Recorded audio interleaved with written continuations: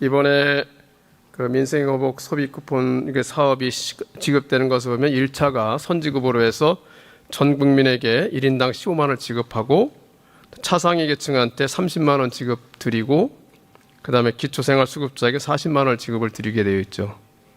그다음에 2차 추가 지급으로 해서 상위 소득 10%를 제외한 90% 해당 국민들께 1인당 10만 원을 추가 지급하는 것으로 그렇게 되어 있지 않습니까? 그렇습니다. 네, 거기에다가 84개 시군에 그 인구 스물 지역 해가지고 411만 명 정도가 되는데 여기는 1인당 2만 원을 추가 지급하는 것으로 그렇게 아마 설계를 하신 것으로 제가 보니까 그렇게 되어 있습니다. 네.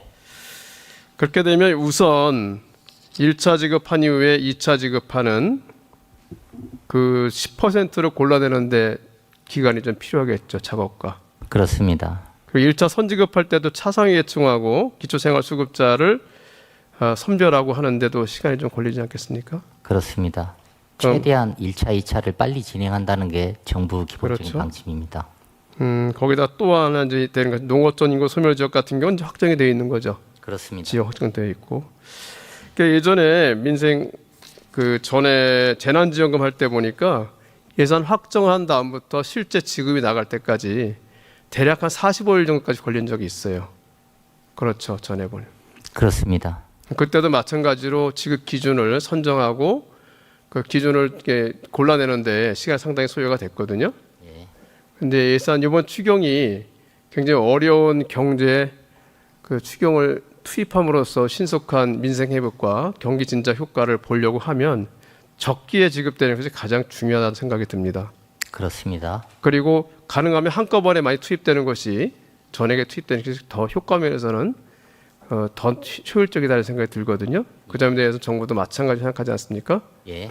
그러니까 지난번 생각하는 것처럼 지난번 예전에 재난지원금 했던 것처럼 그 45일 정도 걸린다면 상당히 시간 오래 걸린다는 생각이 많이 들어요. 예. 그래서 그 기간을 최대한 줄이는 것이 굉장히 중요하다 이런 생각이 드는데 이 부분에는 선별하는 것뿐 아니라 실제 지급하는 방식에 대해서도 예. 미리 준비를 해야 될 것이 필요하다 이런 생각이 들거든요. 예. 최대한 지금 속도감 있게 집행하기 위해서 관계부처 간의 TF를 만들어서 논의하고 있고요. 지금 방금 의원님이 말씀 주신 것처럼 저희가 이래 소득 수준에 따라 맞춤형으로 하면서도 집행의 속도를 높여야 되는 두 마리 토끼가 있습니다. 그렇죠. 이거를 달성하기 위해서 예. 1차와 2차로 나눠서 지급하고요. 1차 지급분 같은 경우는 최소한 한 65% 이상을 46일보다 훨씬 빠른 시일 내에 속도감 있게 집행할 수 있도록 하겠습니다. 네. 거기에는 이제 소득 기준을 나눌 때 이 건강보험료를 기준으로 하다 보면 예. 직장 가입자하고 지역 가입자 사이에 불균형도 생길 수 있지 않습니까? 네, 맞습니다. 그것이 사실은 굉장히 불가피한 경우가 많이 있긴 하지만 그런 경우에도 최대한 그런 게 발생하지 않도록 예. 면밀하게 잘 살펴보는 게 중요하고 그런 점에서는 다양하게 서로 부처 간 논의하는 것이 필요하다는 생각이 들고 거기에 시간이 소요가 되면 안 된다 이런 말씀 제가 드리는 거고요. 예. 속도감 있게 진행하면서도 예. 현장의 목소리를 충실히 반영할 수 있도록 하겠습니다. 실제로 2020년도 재난지원금 지급한 적이 있었고 21년도 국민지원금을 지급한 후에 효과를 분석을 해보지 않았습니까? 정부에서. 네. 그때 보니까 소비가 실제 투입된 재원보다 많이 늘어났어요. 그 많이 늘어난 것이 효과가 있다고 보느냐 없다고 보느냐 평가가 다를 수는 있지만 적어도 투입된 재정에 비해서는 상당한 소비 인자 효과가 생겼고 실제로 체감 경기 지표도 개선이 됐었고 현장의 소상공인 전통시장 상인들의 체감 경기도 개선된 것으로 당시에 이렇게 분석이 됐었고요. 또 인허가 영업을 보면 휴폐업률도 상당히 호전된 것도 상당히 보였거든요. 그래서 이번 그 추경에 대해서 야당 측이나 일부 반대하는 쪽에서 여러 가지 효과를 얘기하지만 과거의 경험에 비춰보면 경기 진작을 위해서 상당히 효과가 있었다. 실제로 그리고 이것이 지금 필요한 것이다. 이런 점에서는 모두 공감하는 것을 생각합니다. 이 점에서 속도감 있게 진행될 수 있도록 과거 있었던 것처럼 45일까지 걸리지 않도록 하는 데 대해서 최대한 빨리 준비하시고 실행해 주시기를 요청을 드리겠습니다. 예, 최소한 1차 지급만큼은 46일이 아니고 2주일 정도 수준에서 집행이 가능할 수 있는 2주일 정도 준비 수준에서. 중입니다. 예. 네, 그럼 정말 다행이라고 생각합니다. 참 잘하셨다고 생각하고요. 근데 한편 또 이제 한 가지 더 말씀드리자 보면 이게 지방하고 수도권하고 이렇게 자부담률 기준이 바뀌는 게 있지 않습니까? 달라지죠.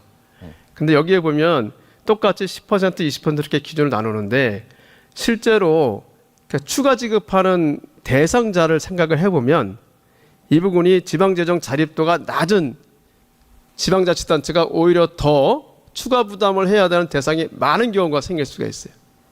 예. 생각했던 것보다 단편적으로 10%, 20% 나눠져서 부담이 뭐 재정 자립도에 따라서 조금 더 배려해 주니까 괜찮지 않겠나 생각하지만 그것보다도 더 안 좋은, 더 많은 부담을 질 수 있는 그런 경우가 생길 수 있다는 거거든요. 기술적으로 굉장히 어렵긴 해요. 각 지자체를 다 본다는 것이. 하지만 이런 점이 있다는 것을 정부도 생각을 해주시고 그것이 수정될 수 있다면 잘 골라서 잘 해주시기를 요청을 드리겠습니다. 그렇게 하겠습니다. 예. 한 가지 또 말씀드린 거는 비슷한 내용인데 인구 소멸 지역이라 해가지고 이제 지금 보면 84개 시군을 이제 지정을 했잖아요. 네. 근데 인구 소멸 지역을 이렇게 시군 단위로만 딱 잘라서 하는 거 아닙니까? 네, 그렇습니다. 근데 이제 예를 들어서 우리 이제 원주 같은 도농 복합 지역의 경우는 원주는 인구가 증가하기 때문에 인구 소멸 지역에 해당되지는 않아요. 그러니까 여기서 추가로 지급되는 데는 해당되지 않습니다. 근데 원주도 상당 부분이 농촌 지역이 있습니다. 그리고 면 단위로 따져보면 그 안에서도 인구 소멸 대상이 되는 면이나 읍이 있을 수가 있습니다. 이런 경우는 사실은 다른 시군에 비해서 좀 불편한 아니면 부당한 약간 차별 비슷한 것을 받는다고 생각할 수 있죠. 저희들이 합리적으로 생각하면 정부 쪽 입장 이해합니다. 하지만 실제 수혜 대상자가 될 국민의 입장에서 볼 때는 이 부분이 나는 왜 못 받지? 똑같이 농촌 지역에 있고 실제로 어떤 면에서는 작년 한 해 한 명도 태어나지 않은 면이 있는데 그럼에도 불구하고 해당돼 안 된다. 그렇게 이해가 안 되는 경우가 이해가 받아들이지 않는 경우가 있거든요. 이 점에 대해서 조금 더 정부 쪽에서 고려해 주지 않을까 이런 생각이 듭니다. 여기에 대해서는 어떨까요? 예, 뭐 현장에서 그런 목소리가 저는 충분히 나올 수 있다는 데는 기본적으로 공감을 하고요. 예. 근데 이제 뭐 집행의 가능성 그리고 너무 세부적으로 기준을 세분화할 경우 오히려 또 다른 지자체와 형평 이런 문제가 생길 수 있는 점 이런 예. 점들을 종합적으로 고려해서 판단하도록 하겠습니다. 네, 그래서 정부 쪽 입장은 제가 잘 이해하는데 실제 현장에서는 이런 부분에 대해서도 국민들께서 불만을 갈 수 있는 부분이 있다. 이렇게 말씀을 드리고요. 또 하나 이번에 이제 건설 SOC 관련돼 가지고 추경을 하면서 건설 경제를 통해서 지방 경제를 좀 활성화시키자 이런 말씀이 있었거든요. 네.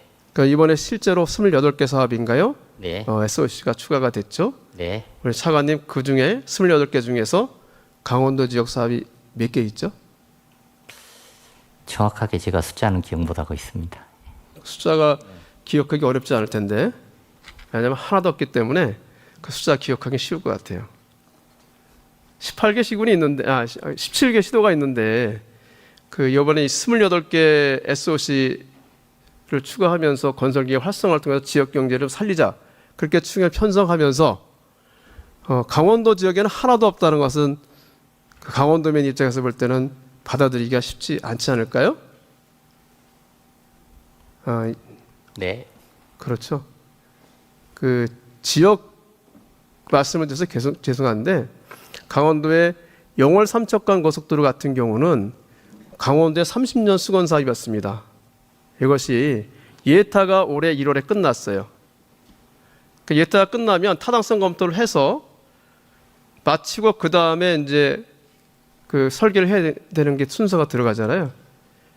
근데 1월에 예타가 끝나고 났음에도 불구하고 예타가 통과됐음에도 불구하고 지금까지 아무런 진행이 안 돼 있어요. 그러니까 이번 추경에도 전혀 그게 타당성 검토 관련 예산이 안 들어가 있습니다. 그러면 결국은 내년도 본 예산에 들어가서 타당성 조사를 하고 타당성 조사도 거의 1년 가까이 걸리기 때문에 실제로 설계용을 하는 데는 후년이 돼야 들어간다 이런 얘기잖아요. 근데 거의 이 사업 자체가 1년이나 2년 정도 지연이 된다는 겁니다. 강원도의 지역 경제 활성화, 건설 경기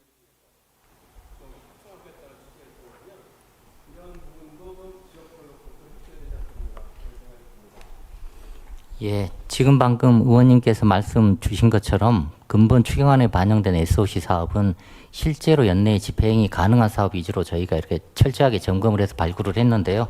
지금 특별히 말씀 주신 영월 삼척 이 부분하고 관련해서 금년 내에 뭐 집행이 가능한 부분이 있는지 다시 한번 살펴보도록 하겠습니다. 네.